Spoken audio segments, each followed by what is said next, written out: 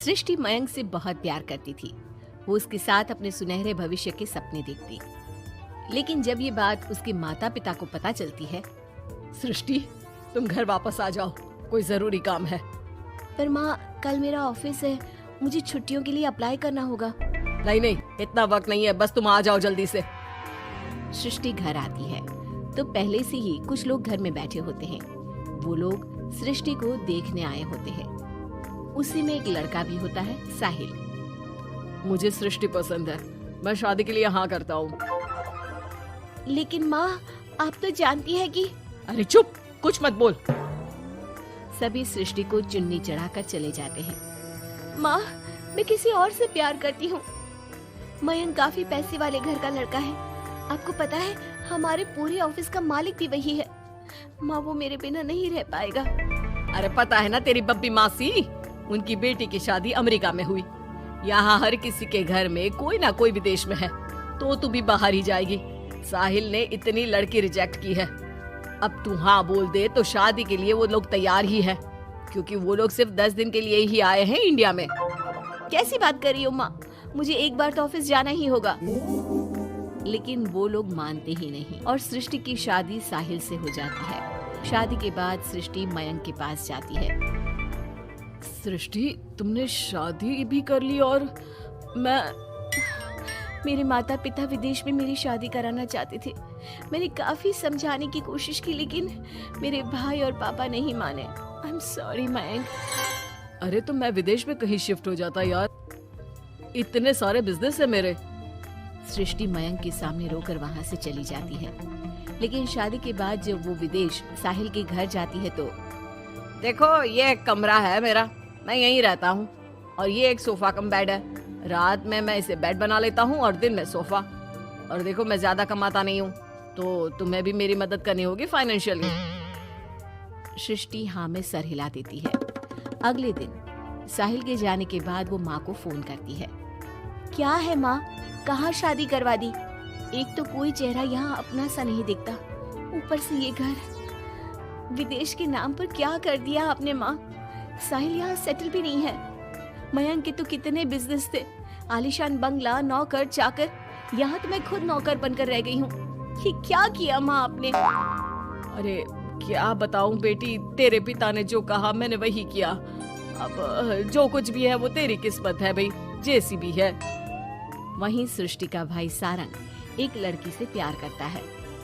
माँ, मैंने शादी कर ली है निशा से। क्या? शादी कर ली? और वो भी निशा से? अरे उसके माँ बाप तो नहीं मान रहे थे ना। भाग्य की है माँ, अब वो अपने घर में और मैं अपने घर में। और कैसी बात कर रहा है? उसके पिता तो बड़े कमिश्नर है, उठाकर जेल में डाल देंगे तुझे। तभी तो किया है पापा। और ऐसे कैसे डाल देंगे जेल में? लड़की उनकी भी बालिग है।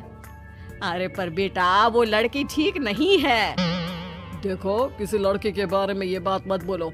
तुम्हारा लड़का ठीक है क्या?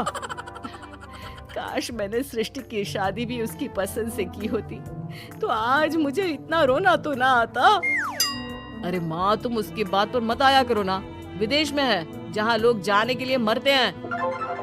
हाँ, लेकिन वैकिन छोड़ो और ये बताओ कि बहू को घर कैसे लाया जाए।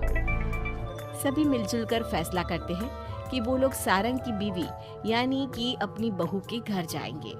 सारंग, माँ और पिता वहाँ जाते हैं, जहाँ पर... बहन जी, अब तो बच्चों ने शादी कर ली है, तो आप लोगों का भी आशीर्वाद मिल जाता तो... पता चला हम लोगों को भी।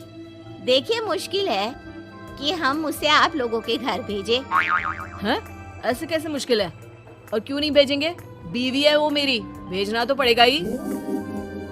लड़के को बहला फुसला कर भगाने के आरोप में अंदर कर दे क्या? अरे देखिए साहब, इतना कानून तो हमें भी आता है। आपकी लड़की कोई नाबालिग नहीं है। तभी वहाँ निशा आ जाती है। रुकिए मम्मी पापा, सारंग में कोई कमी नहीं है। हम लोग इसे कोई बिजनेस खुलवा देंगे ना। देखो, एक बात बता देती हूँ, मुझे तुम्हारे घर नहीं जाना। अरे ऐसी कैसी बात कर रही हो? हम लोगों ने शादी की है, पति पत्नी है हम दोनों, और क्यों नहीं जाना? तो फिर शादी क्यों की? शादी इसलिए की क्योंकि तुम मुझे अच्छे लगे, लेकिन इतना बड़ा घर शान और शौकत छोड़कर तुम्हारे साथ आने के लिए मैं रेडी नहीं हूँ। एक तो तुम्हारा घर जिस मोहल्ले में है वो मोहल्ला बहुत खराब है, वहीं से शायद हमारी काम वाली भी आती है ना माँ? हाँ हाँ, इन्हीं लोगों के पीछे वाली गली से आती है कमला। देखो सारंग, पापा हम लोगों को आराम से पॉश कॉलोनी में फ्लैट दिला देंगे, काम भी शुरू करवा देंगे, तो तुम हम लोगों के साथ रहो। रही बात माँ पापा की तुम्हारे, तो रोका किसने है? साल में होली दिवाली मनाने हम जाया करेंगे ना उनके घर। सारंग अपनी माँ पापा से कहता है, माँ मुझे निशा की बात ठीक लग रही है, वैसे भी आप लोगों के साथ तो पूरी लाइफ स्ट्रगल ही करता रहूंगा। अरे कैसी बात कर रहे हो सारंग, हम लोग यहाँ बहू लेने आए थे, बेटा देने नहीं। अब देखिए जो होना था वो तो हो गया, अब तो आप सारंग को यहीं छोड़ दीजिए और विदाई लीजिए। हाँ हाँ माँ, मैं अब यहीं रहूंगा, आप लोग जाओ, मैं अब उस मोहल्ले में नहीं आने वाला। सारंग के माता पिता वहाँ से चले जाते हैं। अब जब भी माँ सारंग को फोन करती तो या तो वो फोन काट देता या उठाता ही नहीं। एक बार सारंग के माता पिता काफी बीमार होते हैं कि तभी उन लोगों के पास सृष्टि का फोन आता है। कैसी हो माँ? तबीयत ठीक नहीं लग रही है। तुम्हें और पापा को कुछ हुआ है क्या? अरे बेटा 2 दिन हो गए हम लोग कमरे में बंद है, कोई डॉक्टर के पास ले जाने वाला तक नहीं है। हाँ माँ, मैंने सारंग को फोन किया था लेकिन उसने कहा। अरे वो तो बात तक नहीं करता, पैसे वाला हो गया है ना। रुको माँ, मैं कुछ करती हूँ, आप दोनों तैयार हो जाओ। थोड़ी ही देर में उन लोगों की डोरबेल बजती है। माँ दरवाजा खुलती है तो सामने एक हैंडसम सा लड़का लंबी कार लेकर खड़ा होता है। मयंक हो ना तुम बेटा? मयंक उन दोनों के पैर छूता है और डॉक्टर के पास ले जाता है। डॉक्टर, मैं आप लोगों को अंकल आंटी के घर का पता दे दूंगा, आप इन लोगों के घर हफ्ते में एक बार जाकर रूटीन चेकअप कराना।